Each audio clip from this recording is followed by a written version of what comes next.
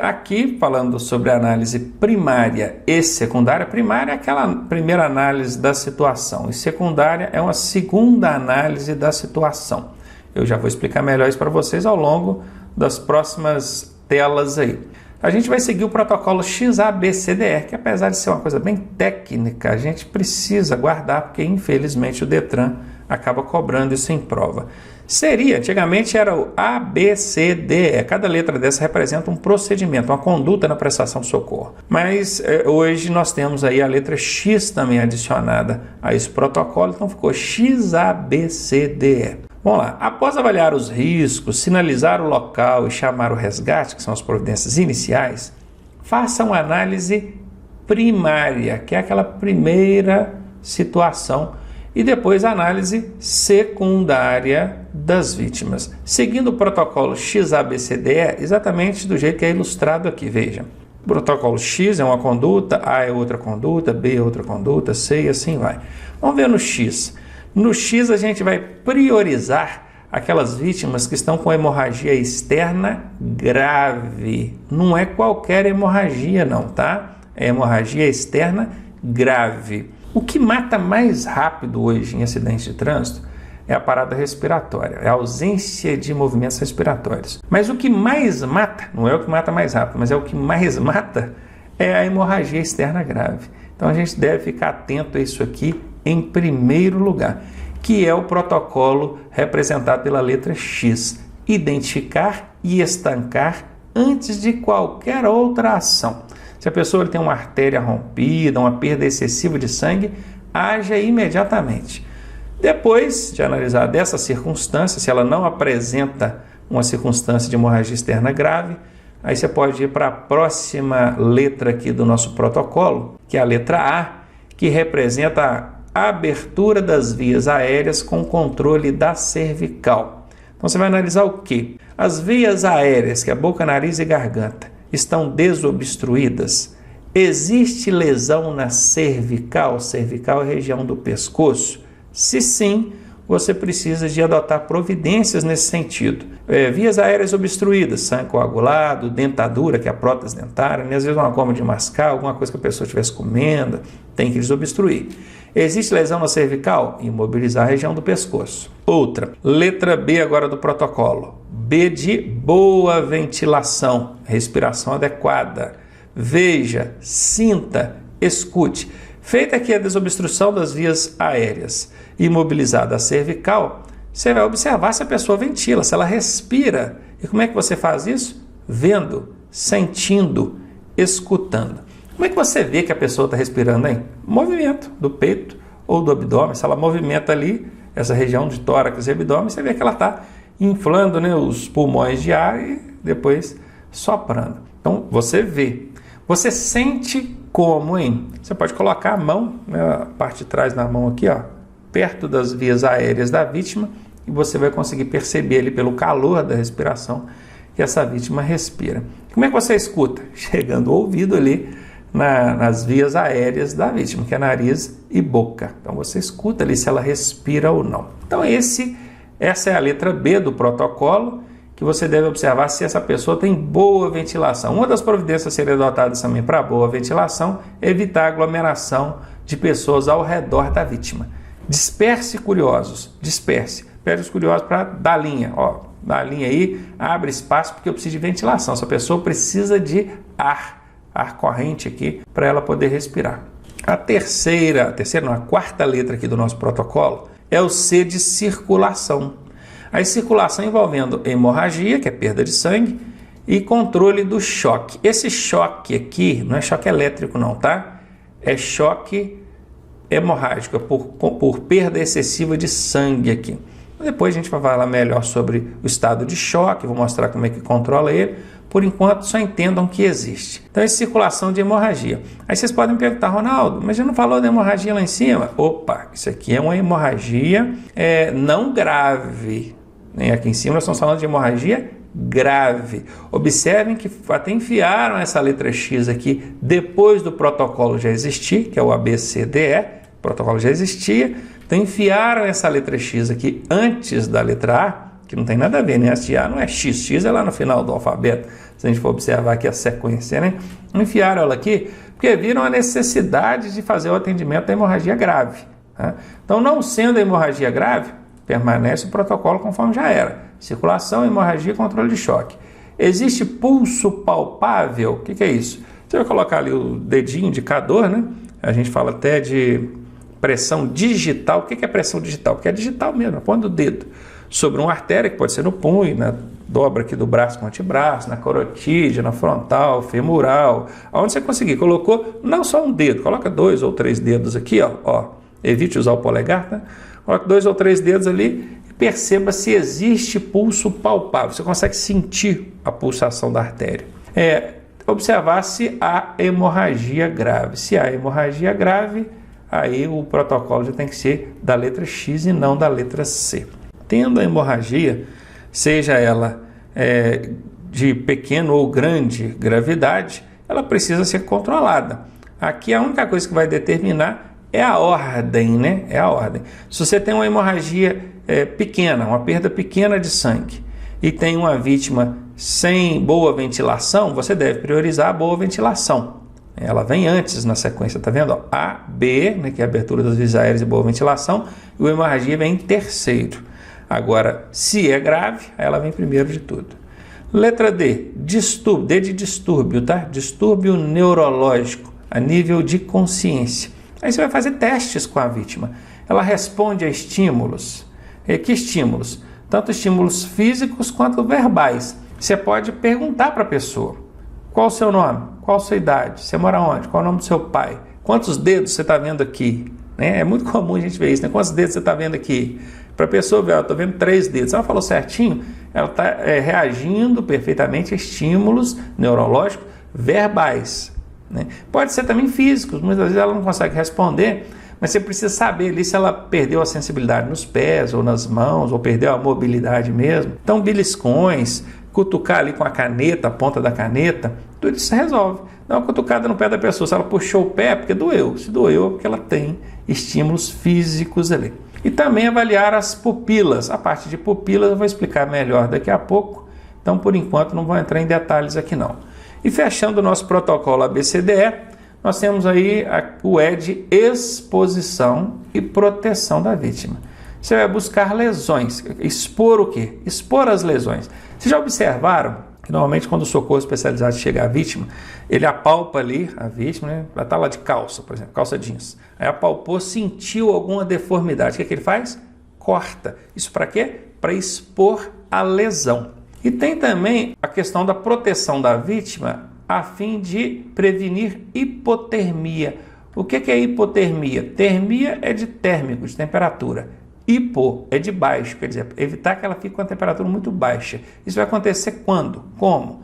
Se ela ficar exposta a um ambiente frio. Às vezes foi necessário que você tirasse ali parte da roupa ou toda a roupa da vítima para identificar lesões ali e ela está lá no sereno, no frio. Então depois de exposta ali, depois de exposto os ferimentos, de modo que o socorro especializado chegue e consiga visualizar esses ferimentos com facilidade, ganha tempo, você vai cobrir a pessoa com cobertor, evitando, com cobertor ou qualquer outro material que você possa ali cobrir, manter essa vítima aquecida, para evitar que aconteça com ela a hipotermia, que é a perda de temperatura corpórea. Bacana?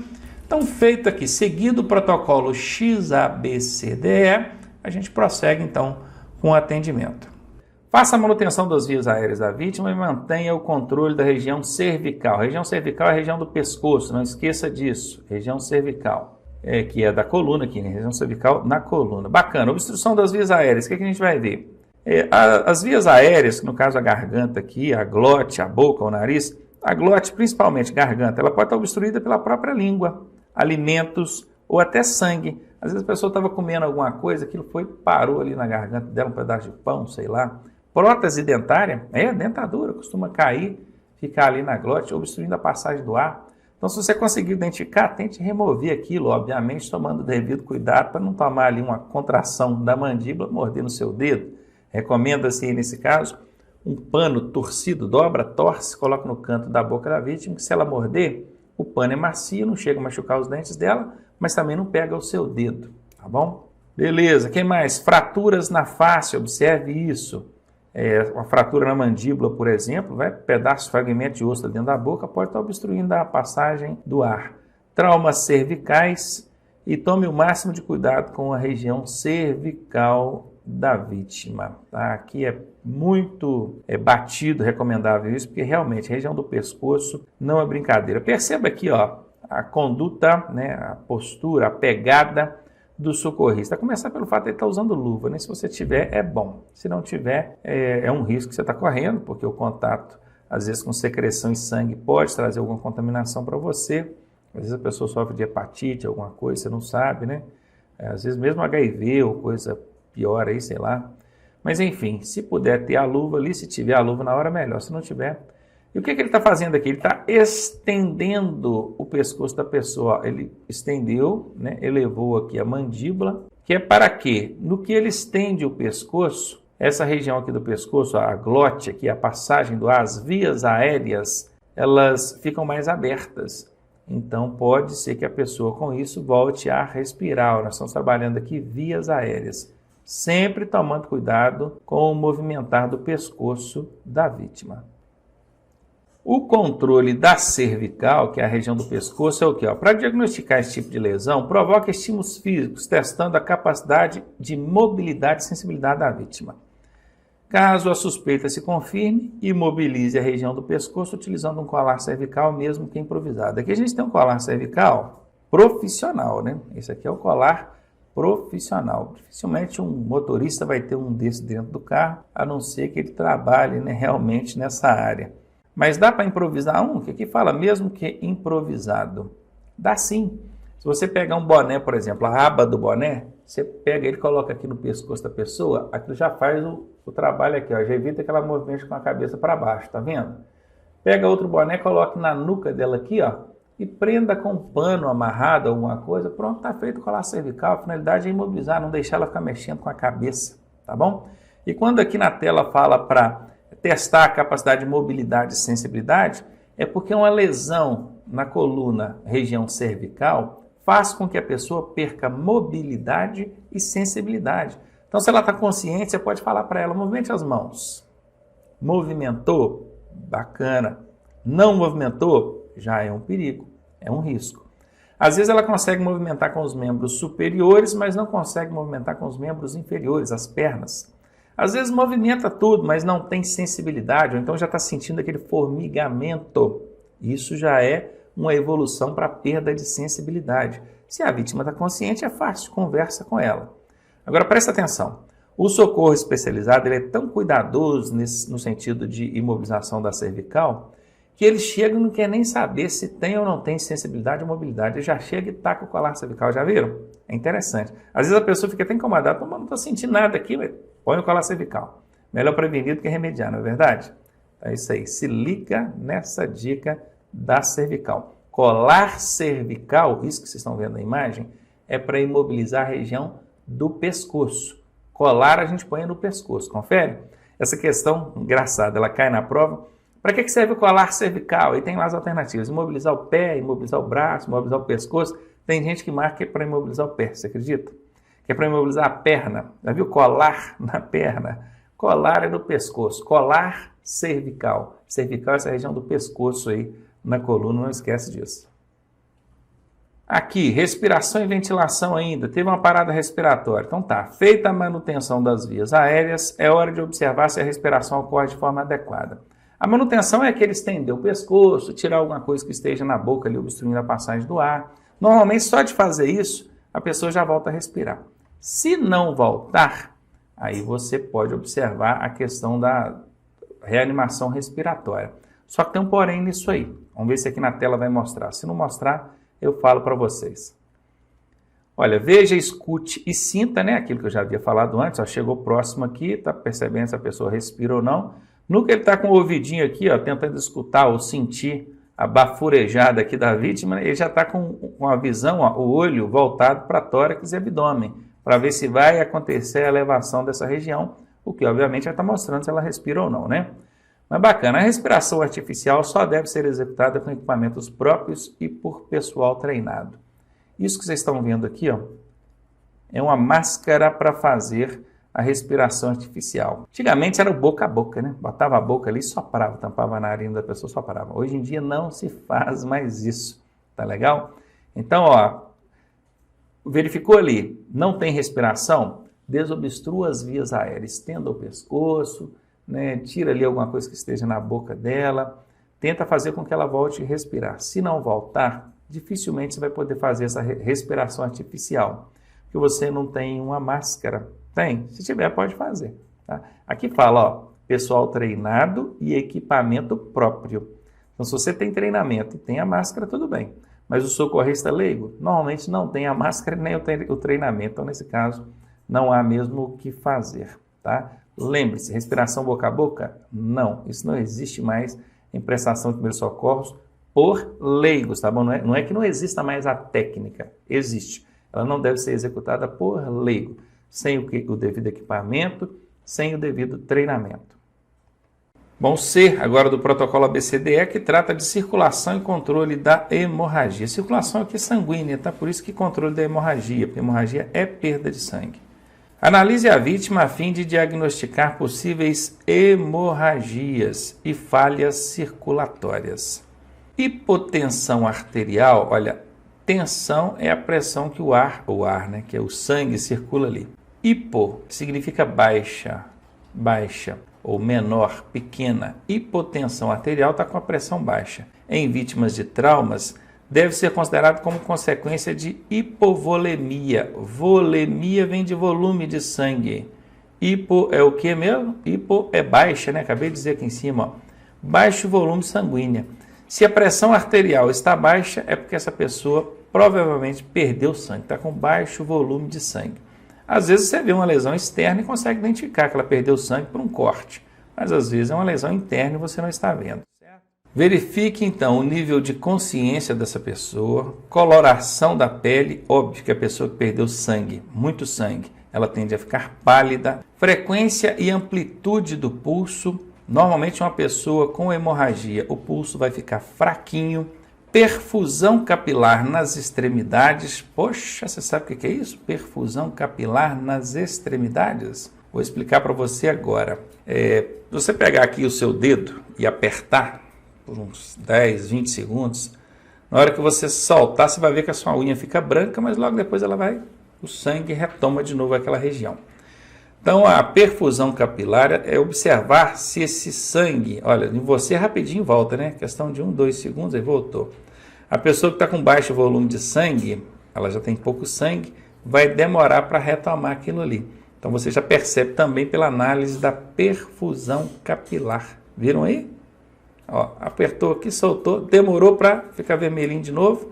É porque está com baixo volume de sangue. Bacana, mais um que a gente aprendeu aqui. Pressão arterial. Esse aqui é um sinal vital dificilmente ser diagnosticado por um socorrista leigo. Porque a pressão arterial ela é até possível de ser observada por tato, né?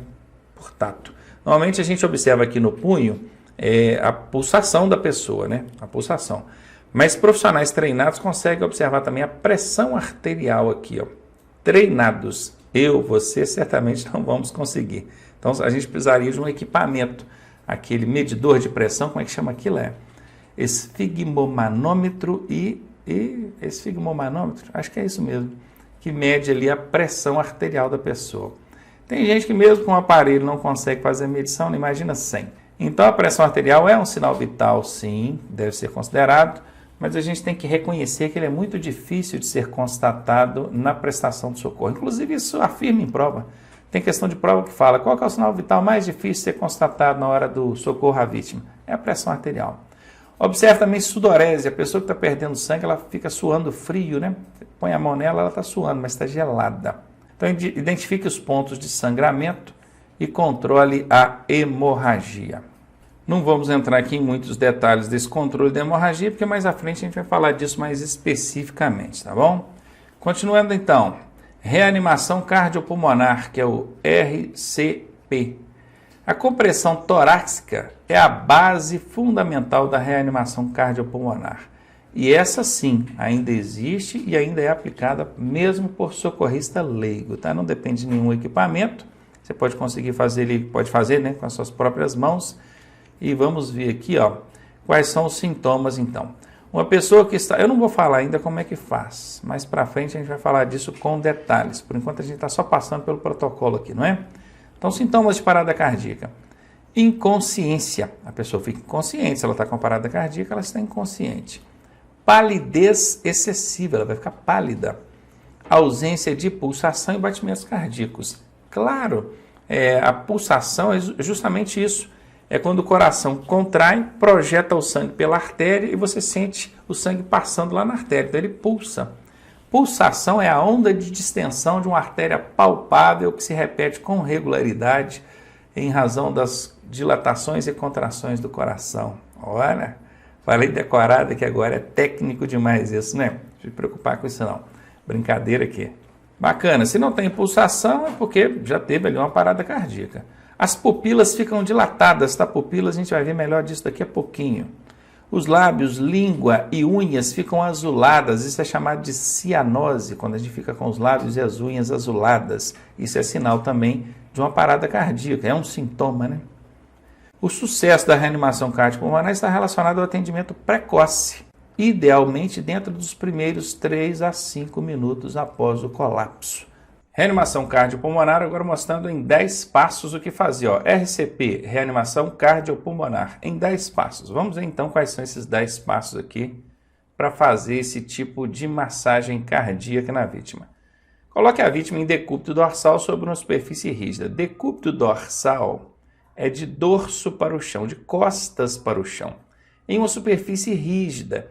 Tem que ser uma superfície rígida, porque se a superfície for flexível, como por exemplo um colchão, na hora que você apertar o tórax dela, ela vai afundar as costas na superfície e não vai ter o efeito de compressão da caixa torácica.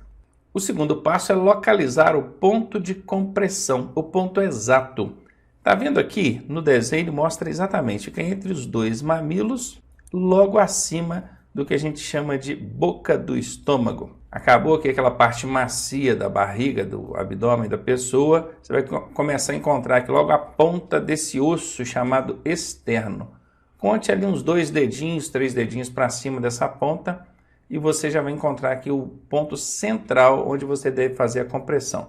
Aqui é externo com S mesmo, que é o nome do osso, não é externo com X, que significa para fora. O terceiro passo é use a base da mão e ambas as mãos sobrepostas. É isso aqui, ó, base da mão. Não deixe os dedos tocarem o tórax da vítima. Coloque as mãos sobrepostas para uma puxar, ó, a de cima puxa os dedinhos da de baixo e deixa só a base aqui mesmo, onde você vai fazer compressão. O quarto passo é posicione-se num ângulo de 90 graus sobre a vítima. 90 graus aqui, ó, bem retinho, bem verticalmente, exatamente conforme está no desenho aqui, ó. Desloque aproximadamente 5 centímetros o tórax da vítima. Esse deslocamento que ele vai apertar aqui, ó, é cerca de 5 centímetros. 5 centímetros é aproximadamente 3 dedos. Aqui, ó. Isso aqui é mais ou menos 5 centímetros, beleza? É isso aqui o deslocamento que você vai ter que fazer na caixa torácica da pessoa. Faça no mínimo 100 compressões por minuto. Perceberam aqui? No mínimo. Ô, Ronaldo, eu posso fazer 300? Olha, na verdade você não vai conseguir. Se você conseguir fazer a 100 ali por minuto, tá bom demais, dá quase 2 por segundo. Isso cansa, requer um esforço físico muito grande de quem está fazendo. E você já vai ver o que fazer para evitar a fadiga aí. As manobras devem ser ininterruptas, não pode parar, tá? E reveze com outros socorristas, justamente para evitar a fadiga, que foi o que eu acabei de dizer. Você precisa fazer pelo menos 100 compressões por minuto, isso dá quase 2 por segundo. Como não pode parar, tem que ser ininterruptas, né? Contínua, o ideal é que sejam 2 socorristas. Um parou, saiu, o outro já pula para cima e manda ver. Reavaliar a vítima a cada 2 minutos e o último passo, persistir até a chegada do socorro especializado. Exatamente, enquanto você está ali comprimindo, o coração está projetando sangue no sistema circulatório, em todo o corpo, e alimentando, todo o corpo até que não, mas alimentando pelo menos as partes vitais, aquelas essenciais para que mantenha a vida da vítima. Ainda que ela não restabeleça, eu já vi casos aí, relato de profissionais que trabalham na área de socorro, que chegaram ao local para prestar o socorro e a vítima ainda conseguiu sobreviver, isso 15, 16 minutos depois da parada cardíaca. Por quê? Porque quem estava lá na prestação de socorro persistiu com a massagem, até que o socorro especializado chegasse. Ótimo, visto então os 10 passos aí da RCP, vamos ver como executar isso agora em criança, bebês e recém-nascidos, né? Porque tem uma diferencinha nisso aí. Vamos ver aqui para criança. Siga os 10 passos mostrados como no slide anterior, mas aqui você vai comprimir apenas com uma mão. Perceberam? Uma mão é suficiente para que você consiga fazer o deslocamento necessário aqui na caixa torácica da criança. Claro que por ser uma criança, estrutura física menor, você vai fazer menos força, não precisa deslocar aí 5 centímetros igual num adulto.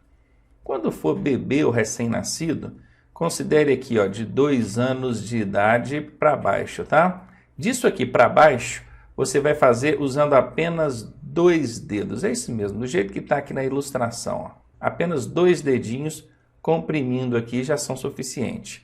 E a força deve ser proporcional às limitações físicas da vítima. Claro, você precisa se atentar a isso. Agora a letra D dentro do protocolo ABCDE, né? Avaliação neurológica. Avalie o nível de consciência e reatividade pupilar, daqui a pouco a gente fala melhor sobre pupila, tá? Do traumatizado. Para isso, utilize o método AVDI. Aí já vem um outro método dentro desse D aqui do protocolo ABCDE. AVDI é o seguinte: A, de alerta. A vítima está acordada, olhos abertos, está falando, então ela está no nível A. Verbal, ela responde a estímulo verbal. Quando você pergunta alguma coisa para ela, o nome dela, por exemplo, ou o que aconteceu, ela responde. Se responde, ainda que não seja falando, mas que responda com gestos. Se ela responde, sinal de que ela está ouvindo, o nível de consciência dela ainda está bom. Agora, doloroso, ela não responde mais ao estímulo verbal, mas ao doloroso, sim. Você fala com ela, ela não representa nenhuma reação, não esboça nenhuma reação. Mas você dá um beliscão nela, por exemplo. Ela puxa a mão. Opa, deu um beliscão na mão dela, ela sentiu a dor. Ela responde a estímulo doloroso. Agora o quadro mais crítico é esse aqui, quando está totalmente inconsciente e a pessoa está totalmente irresponsiva a estímulos. Não responde a estímulo verbal, nem doloroso, nada. Totalmente inconsciente. Essa aqui é a avaliação neurológica, é a letra D dentro do protocolo ABCDE. Falamos tanto de pupilas, né, que inevitavelmente a gente vai ter que mostrar sobre elas aqui agora. Pupila é esse ponto escuro que tem no centro do olho. A gente tem o globo ocular, que é toda essa parte branca aqui. Dentro do globo ocular a gente tem a íris. A íris pode ser azul, pode ser castanha, pode ser verde. Isso varia de pessoa para pessoa. No meu caso aqui são azuis, né? Confere? Brincadeira. Brincadeira, não tem a íris azul, não. E a pupila, ela invariavelmente ela vai ser escura, pretinha, que é esse ponto que tem no centro do olho. Tá bom? Aqui estão bem pequenininhas as pupilas, aqui tem uma pequenininha, outra grande, aqui tem 2 grandes. É exatamente isso que a gente vai estudar agora. Avaliar o tamanho, a simetria e a reação à luz.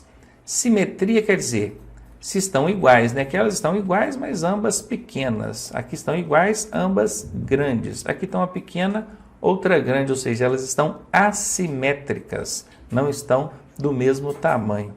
E elas reagem à luz? Isso a gente deve observar também. Vamos ver se a tela fala aqui. Se não mostrar, eu falo para vocês. Não fala não. É o seguinte, quando as suas pupilas estão expostas a um ambiente escuro, elas ficam dilatadas.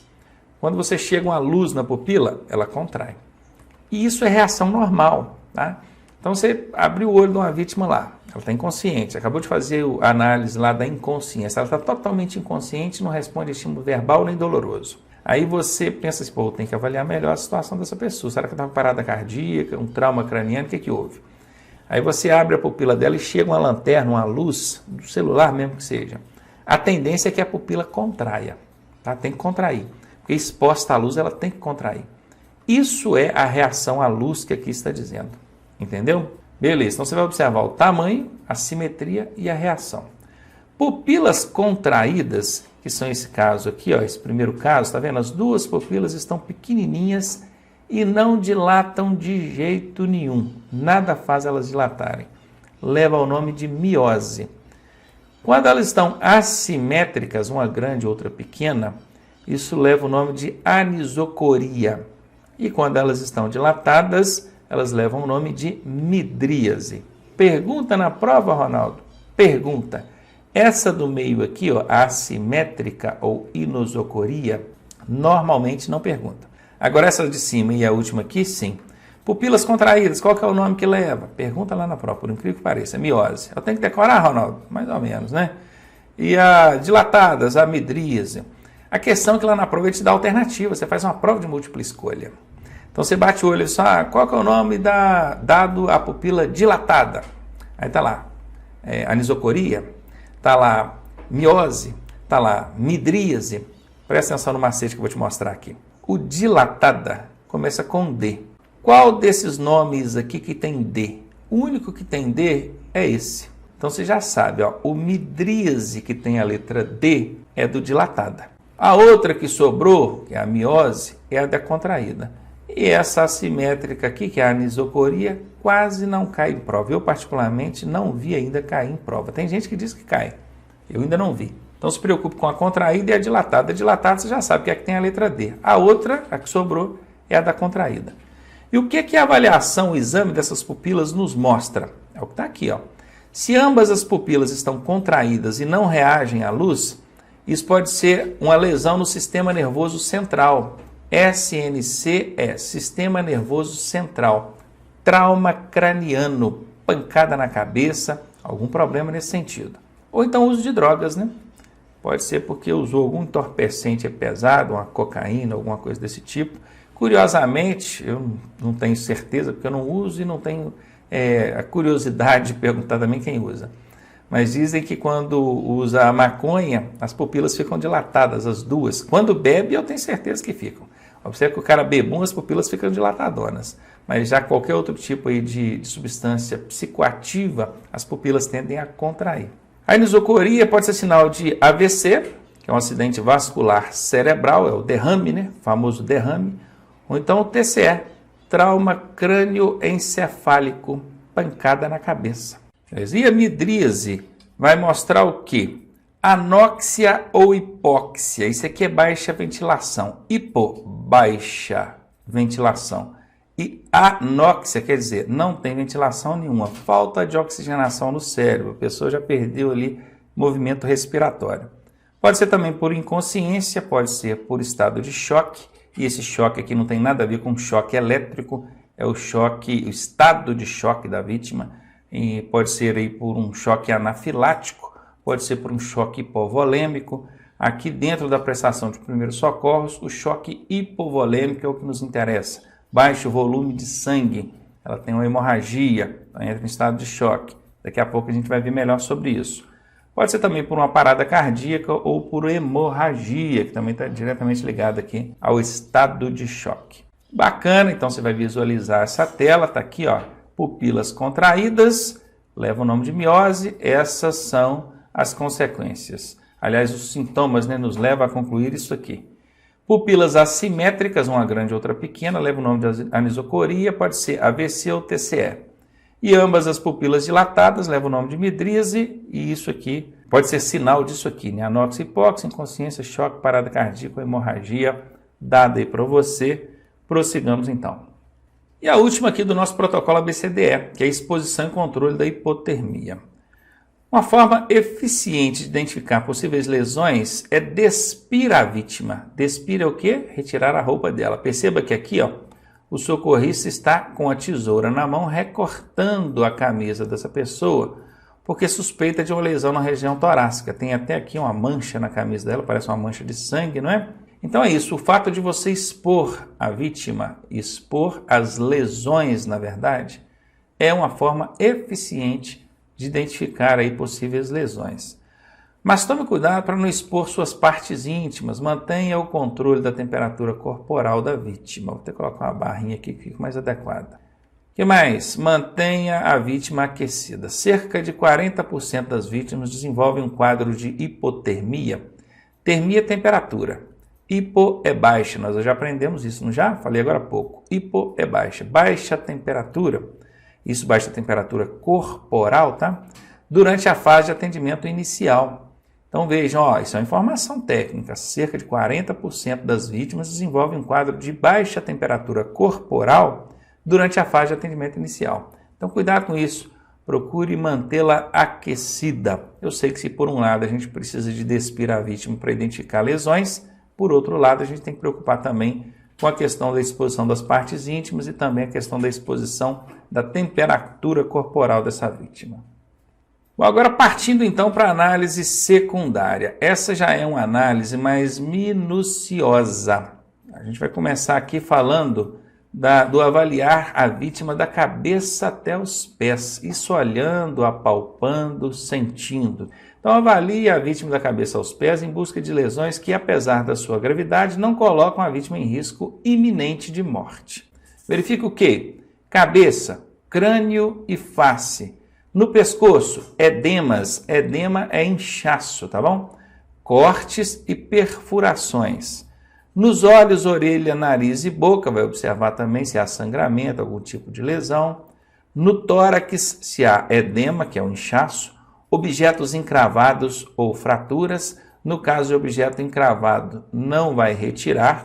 Abdômen, que é a região da barriga aqui, ó, nos 4 quadrantes, divida aqui o abdômen em 4 e apalpe, igual ele está fazendo aqui, ó, de um lado, do outro, para você tentar perceber ali alguma consistência mais forte, endurecimento, ou então rompimento de alguma parte ali do abdômen, talvez até com exposição ali de órgãos internos, tem que estar atento a isso.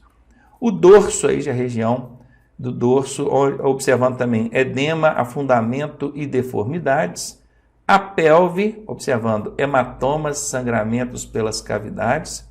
E por fim as extremidades, né? Dedos, mãos e braços, isso tanto nos membros superiores quanto nos inferiores. Vai observar se não tem amputações, se não tem cortes ou fraturas. Feita essa análise minuciosa da cabeça até os pés, prossiga então. Lesão na coluna, o que fazer? Imobilização da vítima. E quando a gente fala de coluna, é qualquer região da coluna, seja no pescoço, que é a região cervical, seja na região dorsal, lombar, coxigiana, que já é a mais próxima dos quadris ali, da pelve. Então, se necessário transportar uma vítima, presta atenção, se necessário transportar. Estou falando você, socorrista leigo. O profissional vai transportar, isso no equipamento apropriado. Você, se precisar de transportar, se não tiver jeito, tem que você mesmo adotar a providência de transportar, utilize uma maca ou qualquer outro material que permita a imobilização total da vítima. Isso aqui é uma maca. Perceba que ela vai ser presa aqui em vários pontos. Ó, cada correia dessa aqui é uma amarração que faça. No mínimo a gente deve prender aí, vamos ver se mostra aqui. Não mostra não. No mínimo a gente deve prender aí na testa, tórax, quadris, joelhos e pés. Mas é 5 pontos aí. Observe aqui, ó, tenha cuidado, pois uma lesão na coluna pode deixar a vítima permanentemente, olha aqui, entrevada numa cadeira de rodas. Então, transporte de vítima, para começar, é algo que você vai evitar. A regra geral diz que você não deve movimentar com a vítima. Se de tudo precisar, tem que retirar dali, caiu num buraco, está lá embaixo, 200 metros para a estrada abaixo. Tem que pegá-la e trazer para cima. Então, improvise aí uma maca, se você não tiver uma maca, certamente não terá. Improvise uma com a tábua, com qualquer coisa. Use a sua criatividade. Acolchoe aqui, ó, na cabeça, para o pessoal apoiar a cabeça. Debaixo da lombar aqui, ó, que fica aquele vão ali. Debaixo dos joelhos. Prenda com um pano amarrado na testa, peito, quadris, joelho e pés. Tá bom? Imobilize mesmo a vítima. E transporte ela com segurança e com cuidado.